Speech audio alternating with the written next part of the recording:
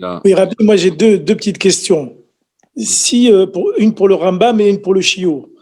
Une pour le Rambam, si par exemple Yom Tov, j'ai un imprévu, j'ai un invité qui vient, un invité important qui vient à la maison, et il n'y a pas assez de nourriture, et j'ai une bête que je dois faire une shrita, mais qui n'était pas prévue pour la shrita de Yom Tov. Est-ce que la mitzvah d'honorer mon invité passe au-dessus de la mitzvah de la shrita? Ça, c'est la première. Et la deuxième, vous avez parlé des corbanotes dans le chiot. On voit que ces corbanotes aujourd'hui n'ont plus lieu, mais on a idée que ces corbanotes, c'est pour demander pardon. Mais d'après votre chiot, les corbanotes créent un lien entre les mondes d'en haut et les mondes d'en bas. Donc, ils ont un sens beaucoup plus profond.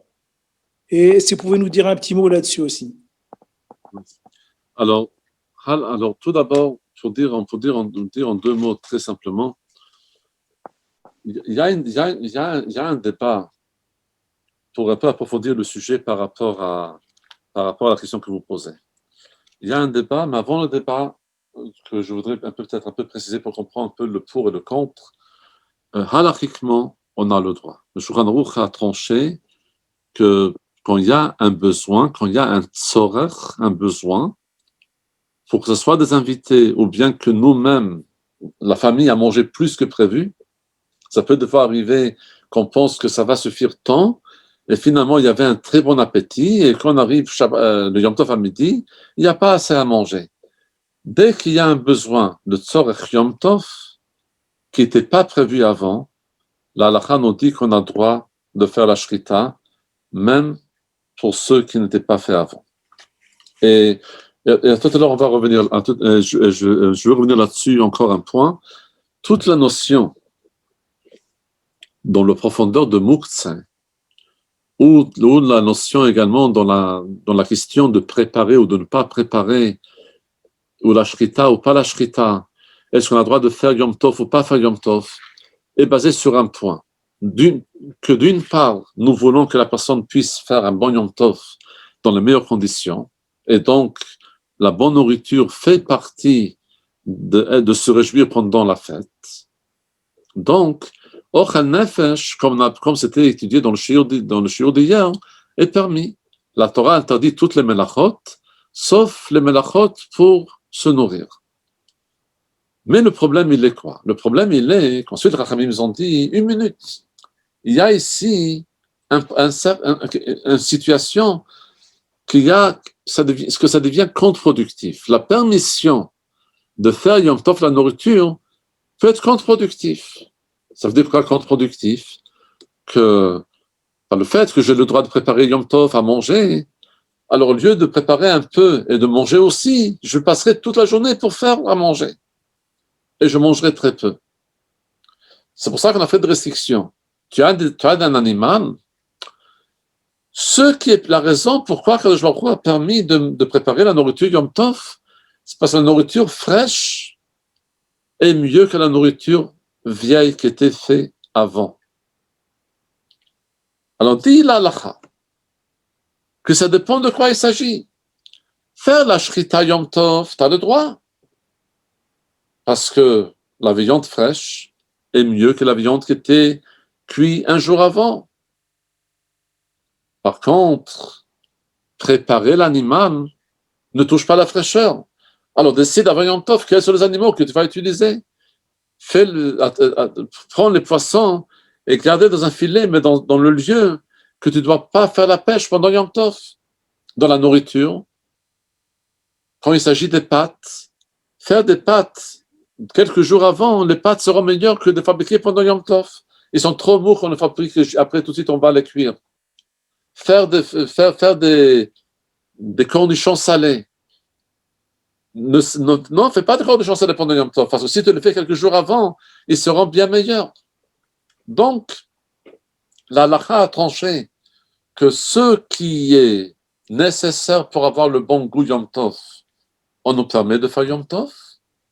Et donc, si on fait avant Yom Tov ne va pas affecter le goût, alors je n'ai pas le droit de le faire pendant Yom Tov, parce que Yom Tov, si on veut qu'on ait le plaisir, il faut avoir le temps pour avoir le plaisir. alors ne laisse pas tous les travaux pour le jour de Yom Tov. Alors donc, dans le même cadre, quand il s'agit par rapport que du coup on a mangé plus que prévu, ou qu'il y a des invités plus que prévu, alors là c'est permis sans problème. Maintenant,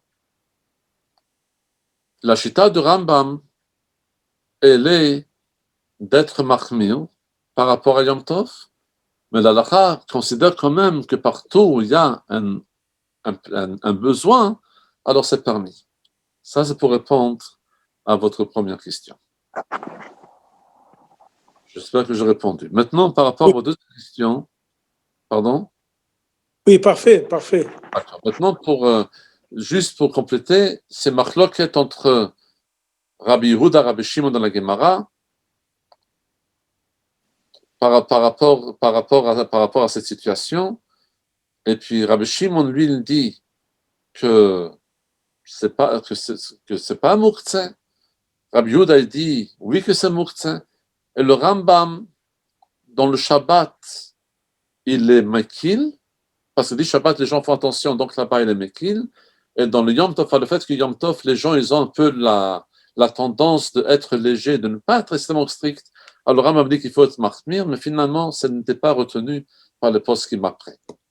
Pour votre question par rapport au shiur, par rapport au korbanot, le mot korban qu'on utilise pour sacrifice ou qu'on utilise pour se faire pardonner n'est pas absolument juste.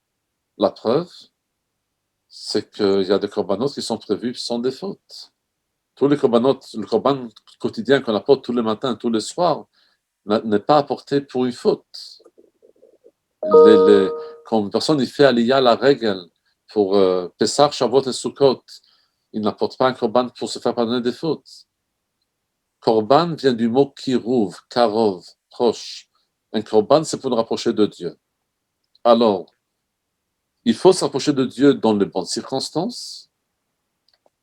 Et il faut évidemment aussi se rapprocher de retour de Dieu quand on était éloigné. C'est pour ça que toujours c'est un korban. Mais il y a le korban que tout va bien et dans les bonnes circonstances on se rapproche de Dieu davantage. Et il y a le korban qui est là que je me suis éloigné, que je vais me rapprocher de retour vers Akadosh Baruch Hu. Mais la base essentielle de korbanot signifie une chose, de se rapprocher de Dieu. Et ce que nous avons appris aujourd'hui, et ce que je voulais dire en parlant de korbanot, c'est parce qu'on a parlé que si une personne veut se rapprocher de Dieu, il doit quelque part se séparer des plaisirs matériels. On ne peut pas avoir l'envie spirituelle et matérielle en même temps. Ce n'est pas compatible. Une personne ne peut pas dire qu'avec impatience, il attend le moment dans lequel il pourra manger un steak et des frites, et en même temps dire qu'il attend avec impatience de pouvoir faire shacharit ou d'étudier une page de Gemara. Ce n'est pas compatible. Ou ton plaisir est dans une chose, dans le spirituel ou le matériel. Parce que le plaisir de la neshama, c'est le spirituel, le plaisir du corps, c'est le matériel. Alors, il faut savoir la personne à qui il écoute. Si son compass, son GPS, si on peut dire, qui le guide, c'est le plaisir du corps, ça veut dire que la neshama n'est pas entendue. Et si c'est la neshama qui est entendue, alors c'est le corps qui n'est pas entendu. Alors oui, une personne peut changer de situation. Une personne, des fois, un jour, il peut être comme ça, un jour, il peut être autrement. Mais en même temps, on ne peut pas avoir les deux envies en même temps. Soit c'est spirituel, soit on est matérialiste. On ne peut pas avoir les deux envies en même temps. Oui, bien sûr, il faut vivre, il faut donner encore ce qu'il a besoin. Mais où elle se trouve le plaisir que la personne va dire, ah, voilà, ça c'est mon plaisir de la vie aujourd'hui. Alors, soit c'est le spirituel, soit c'est le matériel. Et le korban, quand la Torah parle du korban, qui signifie le rapprochement de Dieu, comme on dit dans le Chumash Vayikra, on dit Adam qui akiv mikem, une personne de vous qui va se rapprocher de Dieu, vous allez apporter le korban. Alors la Torah nous dit qu'il faut brûler le chelev, la graisse qui représente le plaisir. Alors une personne doit sacrifier ses plaisirs matériels afin de pouvoir se rapprocher vers Akadosh Baruch Hu. Et aujourd'hui, que nous n'avons pas les corbanotes, c'est la prière qui remplace les corbanotes. Et ce point a été cité pour la simple raison, pour dire que quand une personne veut amener la divinité dans le monde, car ça c'était la mission que nous avons, il faut d'abord qu'il apporte la divinité en lui-même. Parce que c'est très facile d'être strict si les filines sont cachères, si les tzitzit sont cachères, toutes les différentes choses qu'on regarde, est-ce que l'autre objet est cachère? Est-ce que l'autre objet il est vraiment comme il faut? Que le matzot soit à 100% mehadrim et madrin, ça c'est très facile. Mais nous aussi, nous devons être cachers. Et c'est ça donc qu'on nous dit à chacun de nous que tu veux vraiment apporter la divinité dans le monde. Alors d'abord, rapproche-toi de Dieu et comme ça, tu pourras aussi rapprocher ensuite le monde autour de toi. Mais Rav, Oui. quand vous dites tout à l'heure, j'ai cru comprendre que vous disiez on doit choisir entre le spirituel et le matériel, mais à un moment donné, on avait eu des cours où on nous expliquait bien qu'il faut utiliser le matériel, la matérialité pour sanctifier Hachem. Même on l'a vu avec les fils de Aaron qui sont malheureusement partis parce qu'ils n'étaient que dans le spirituel et plus du tout dans le matériel et que Hachem ne voulait pas ça. Et on doit passer par le matériel pour. Oui, on est d'accord à 100%. Alors, le plaisir est intégré au matériel et alors, donc voilà. Alors, juste, je pense qu'il y a juste un mot qui manque dans ce que j'essaie de vous dire. Je n'ai pas parlé, il faut sacrifier le matériel pour le spirituel. Je dis qu'il faut choisir où j'ai mon plaisir. Bien sûr, une personne doit manger. Bien sûr, une personne doit boire. Bien sûr, une personne doit utiliser le monde, toute la matière du monde et ne pas être un ange. Mais où se trouve son but? Où se trouve son plaisir? C'est ça la question. Est-ce que mon plaisir, il est de faire une mitzvah ou mon plaisir, il est de manger un chocolat? Il y a des choses qu'une personne attend avec impatience, le souhait, le but de la vie. Alors, chaque personne a un but de la vie. Ça veut dire, c'est quoi finalement son but? C'est quoi qui le fait finalement vraiment plaisir? Et là, il y a un choix. Bien sûr, il faut aussi la vie matérielle. Hachem n'a pas choisi des anges, comme vous avez dit justement. Il faut manger, il faut dormir, il faut avoir tout ce qu'il faut. Mais le but de notre vie, et où se trouve le plaisir de la réussite, c'est qu'on a pu prier, qu'on a pu étudier, qu'on a pu faire une mitzvah. Oui, on va manger, mais la nourriture, qu'on va manger, qu'on va dormir, qu'on va s'habiller, ça c'est des besoins. Mais où j'ai le plaisir de satisfaire un désir interne, c'est dans la vie spirituelle. Alors une personne ne peut pas se réjouir parallèlement des deux. Alors juste une distinction. Prenons le cas de prendre du plaisir en buvant le kidouche. Donc par rapport à ce que vous dites, quand on est hors du kidouche, le même verre de vin, on ne doit normalement pas ressentir du plaisir. C'est-à-dire, un jour de semaine, on boit exactement le même verre de vin, comme le verre de kidouche de Shabbat. Il ne faut pas aller dans les extrêmes. Vous poussez dans les extrêmes ne font jamais partie du sujet. Prenons une chose, regardons ça de manière très simple. Je ne dis pas qu'il ne faut pas aimer le vin pendant la semaine. On peut aimer, on peut manger des gâteaux, on peut manger toutes les bonnes choses, il n'y a pas un problème. Je parle d'une seule question, très simple. Où est la satisfaction de la personne? Vous comprenez? Je vais vous donner un exemple très simple. Une personne aime le chocolat. Et surtout la glace au chocolat, il adore la glace au chocolat. Vous aimez la glace au chocolat? Oui, beaucoup, mais je préfère le chocolat tout court. Ok, alors le chocolat. On va dire les deux, chocolat et glace au chocolat. Maintenant, quelqu'un vient devant vous et il dit qu'il vous apporte un chocolat. Il y a une autre personne qui arrive devant vous et vous dit, Abraham, tu sais, tu as maintenant une affaire en ordre. Si tu es prêt maintenant de recevoir un client pour le piquer avec ces trucs chinois que vous avez, il va te donner 1000 francs. Pour une séance de 30 minutes, il vous paye 1000 francs. Où sera votre désir? Je veux dire chocolat, pas chocolat, ça ne m'intéresse pas. Moi, je veux les 1000 francs. On est d'accord? Oui, mais là, c'est pas pareil. Là, il y a un intérêt. Une seconde. Non, ce n'est pas la question de l'intérêt. C'est là où il y a la volonté. La volonté d'avoir les 1000 francs annule la volonté de vouloir le chocolat. Parce qu'il est plus important. Vous voyez ce que je veux dire? Moi, je mange du chocolat avec le patient. Écoutez, si vous voulez manger le chocolat avec le patient, vous n'aurez plus de patient. Oui, vous avez raison. Alors, il y a un moment dans lequel la personne décide qu'est-ce que je veux vraiment. Et la personne, évidemment, va dire je préfère les 1000 francs. Et si c'est un super client qui après il va vous apporter 1000 francs 2 fois par semaine, certainement vous allez courir pour le prendre. Et votre plaisir, et finalement, une personne a le plaisir de gagner de l'argent, on est d'accord? Je pense que quelqu'un qui n'est pas un enfant, quelqu'un qui est adulte comme vous, va dire le plaisir de gagner de l'argent et de pouvoir avoir ce que j'ai besoin largement est plus important que de manger le chocolat. Parce que le plaisir de le chocolat devient anéanti, ou devient, si on peut dire plus justement, minimisé. Il devient petit et insignifiant par rapport au plaisir de gagner les 1000 francs 2 fois par semaine. Alors voilà, une personne doit manger, une personne doit dormir, une personne doit boire. Mais le plaisir d'être avec Dieu doit être chez lui plus important que le plaisir matériel. Ok. Alors ça, ce n'est pas quelque chose qui se fait en un jour, c'est un travail immense, c'est un travail qui peut prendre des années, mais nous devons au moins commencer à savoir qu'est-ce que Dieu attend de nous.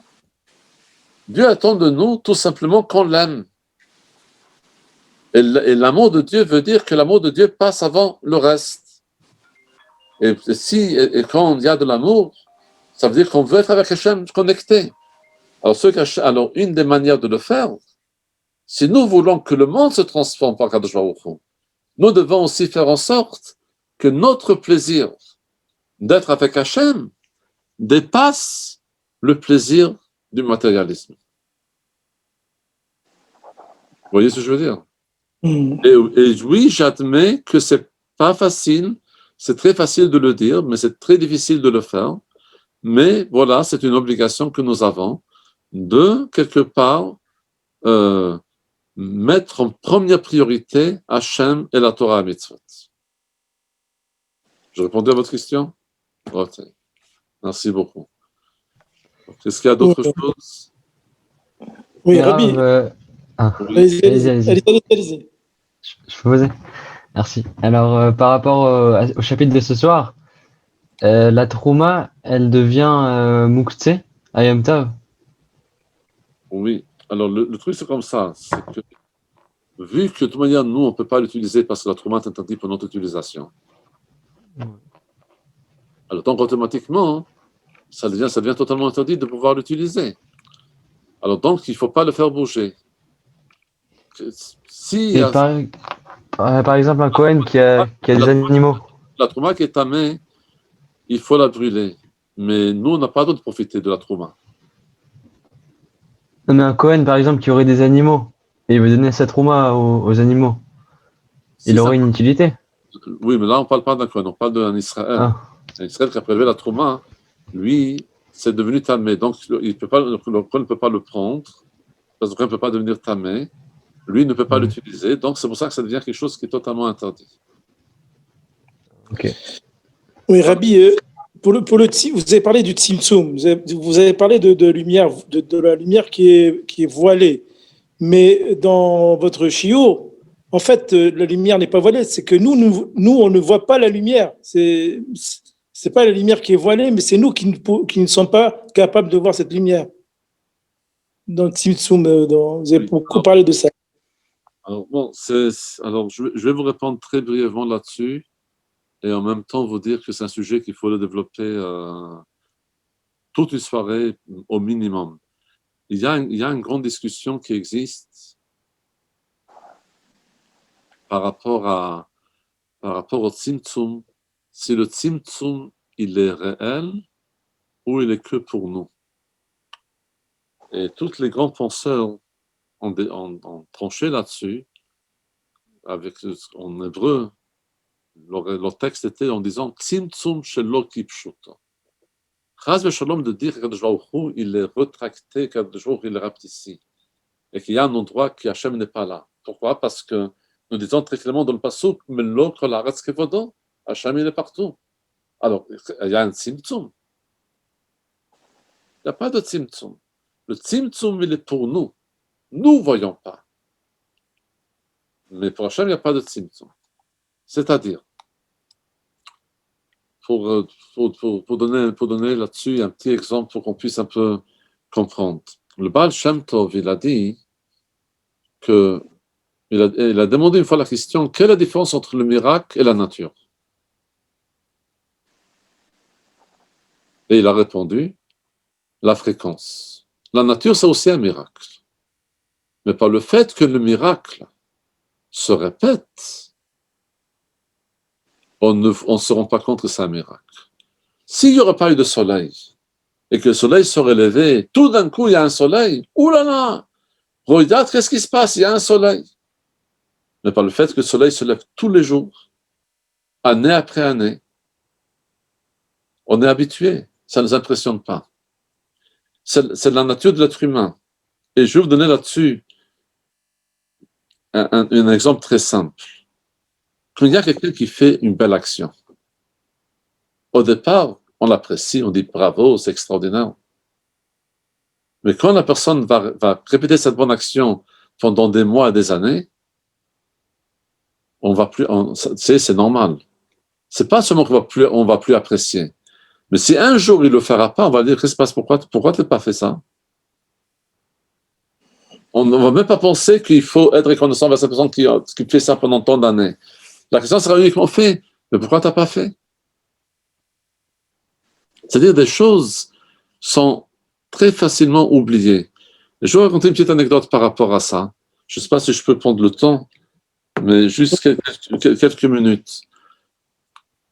Quand moi je suis né, mon brit était pendant Pessah.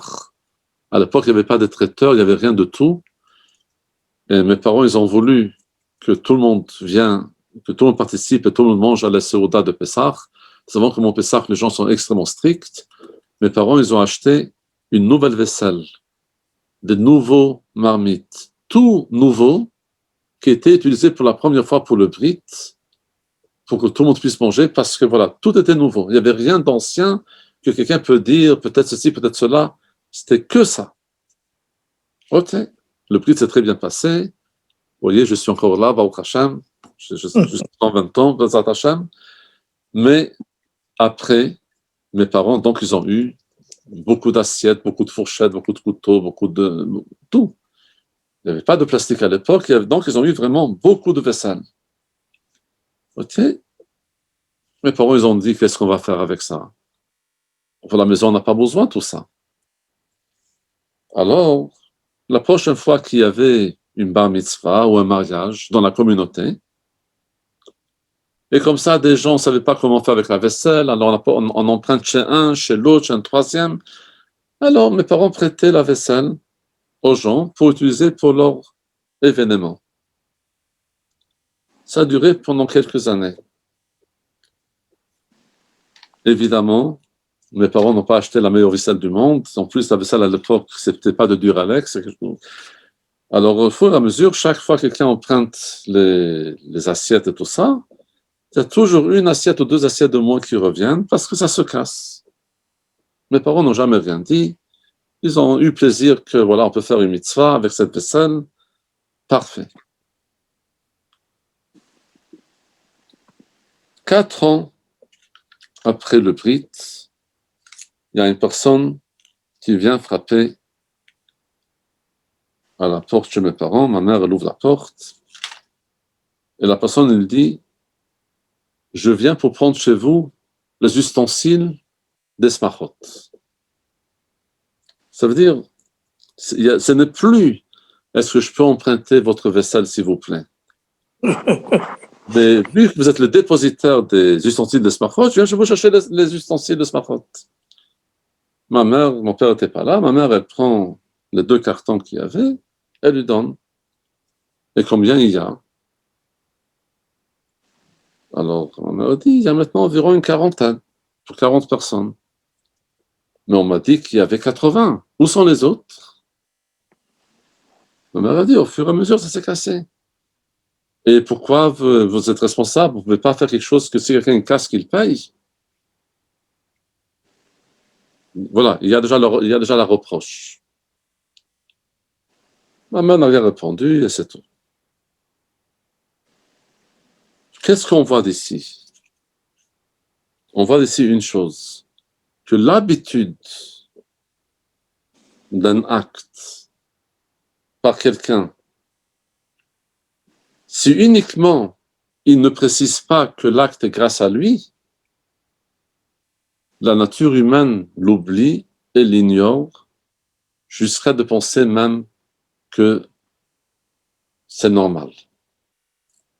Alors Hachem, il ne se cache pas, il n'est pas caché. Mais Hachem ne se manifeste pas. Parce qu'Hachem, pour se manifester, il s'est manifesté par la matière qui existe, et Hachem ensuite se manifeste par le spirituel. Le spirituel, on ne peut pas voir, on ne peut que le ressentir. Alors soit on est pur et on est raffiné, et on va ressentir la présence divine, soit on ne la ressent pas. Mais le monde, c'est une question d'humanité. Soit une personne est humainement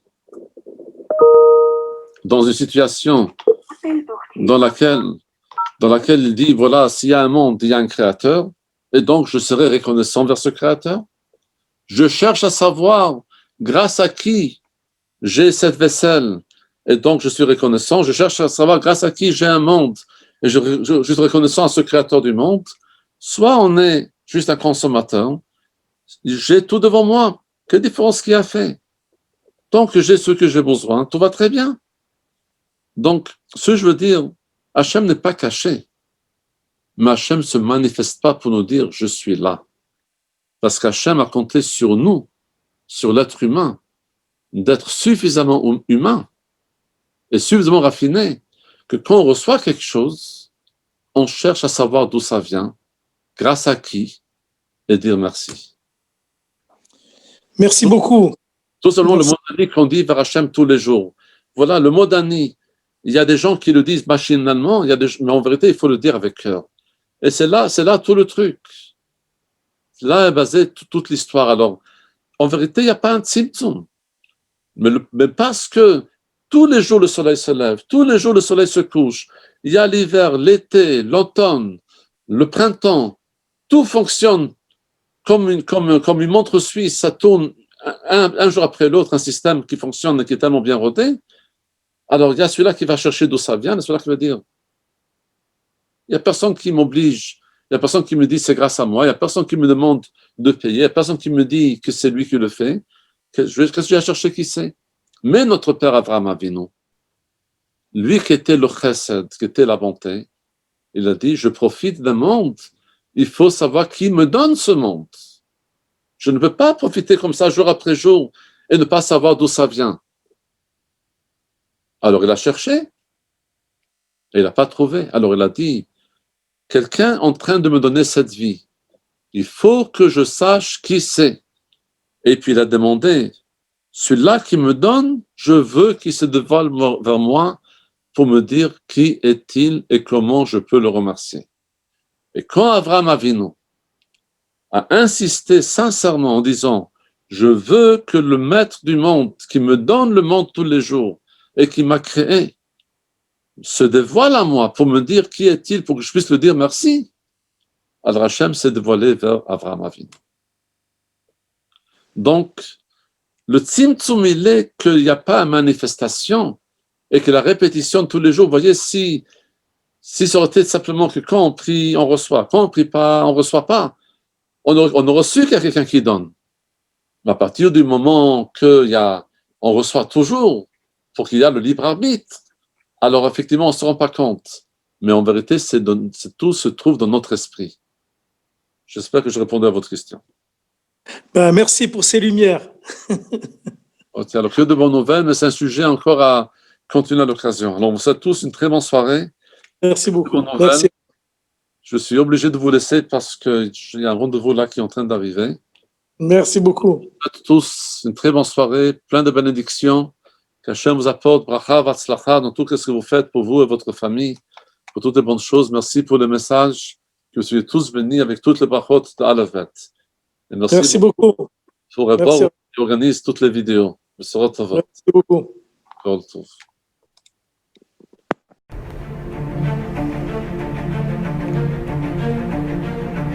Et si connaître toute la Torah était possible, plongez-vous dans les joyaux de la Torah. Étude du Rambam, le Maïmonide, cours de qualité par des rabbins francophones aux 4 coins du globe. Un chapitre chaque jour, à raison de 20 minutes, pour finir en moins de 3 ans l'apprentissage de la Torah. Relevez le challenge, tous les soirs en direct à 20h30 ou 21h30 heure israélienne.